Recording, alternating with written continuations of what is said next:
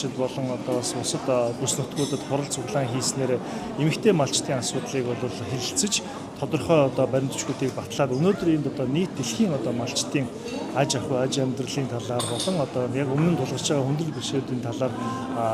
томоохон одоо тунхаг бичгийг өнөөдөр энэ одоо Монгол улсад хийгдэж байгаа.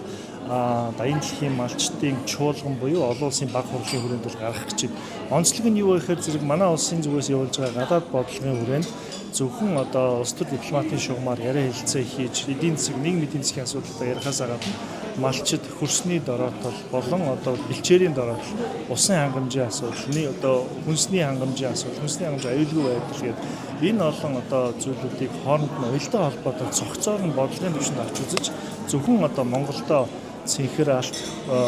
цагаан алт, хүнсний хөгжил, тэрбум мод гэдэг энэ уур амьсгалын өөрчлөлт болон одоо ногоон цогц хөгжлийн бодлоготой уялдуулж хийхээс гадна энэ Монгол улс дотроо явуулж байгаа үндэсний хөдөлгөөнүүдийг олон улсын хэмжээнд гаргах, бүс нутгаас хальж олон улсын хэмжээнд одоо энэ сэдвүүдийг гаргаснараа одоо нийт олон улсын одоо хамтын нийгмийн анхаарлын төв манай улс руу чиглэж энэ одоо улс орнуудын өмнө тулгарч байгаа хүндрэл бэрхшээл. За манай улсын хувьд бол одоо мэдээж сүлжилтийн асуудал байна. Усны хангамжийн асуудал байна, хүнсний аюулгүй байдлын асуудал байна. Тийм учраас бид одоо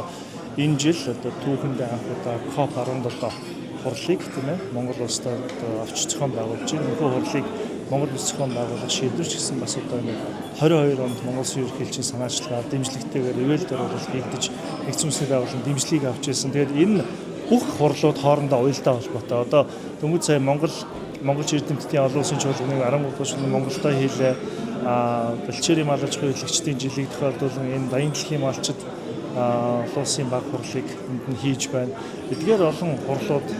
явсаар одоо гарсан баримт бичгүүд нь санаачлаг болон зөвлөмжүүд нь COP17 хурал дээр хэлэлцэгдэж манай улсад болж байгаа энэ COP17 хурлын үеэр бол зөвхөн сүлжилтийн асуудлыг, хөрсний асуудлыг авч хэлцэхгүй. Ус, хөрс, хүнс гэсэн одоо энэ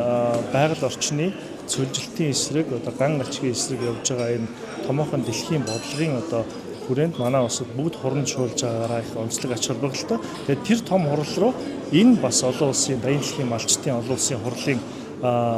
үр дүнд гарах бүх баримт бичгүүд COP17-ийн хурал дээр нийт дэлхийн 198 орнд танилцуулагдаж, хэлэлцэгдэж одоо сүлжилтийн эсрэг явуулж байгаа олон улсын хэмжээний анхаарал хандуулах, олон улсын хэмжээний бодлогот нь бол одоо тусснараа манай малчдын аж амьдрал сайжрах, бэлчээрийн дороотлыг бууруулах, усны хангамж болон бэлчээрийн зөв тогтвортой менежментийг явуулах гэдэг манай малчдын болон дэлхийн олон улсын бүх одоо энэ бэлчээрийн мал аж ахуй эрхэлдэг улс орнуудын малчдын өмнө тулгарч байгаа хүндрэл бэрхшээлийг зөвхөн малчид хоорондоо ярьж зогсоод манай улсын нийслэлд хуралдаад зогсохгүй олон улсын хэмжээнд энэ сүлжилтийн хүчний дороотлын эсрэг явж байгаа томоохон олон улсын хурлууд бөгөөд COP17-гийн хүрээнд бол цогцоор нь танилцуулагдаж бодлого боловсруулагчдад одоо хүрээд энэ нь өөрөө бодлогын баримт бичгүүдэд тусна гэдгээр бол өндөр ач холбогдолтой ийм хурал болж байна.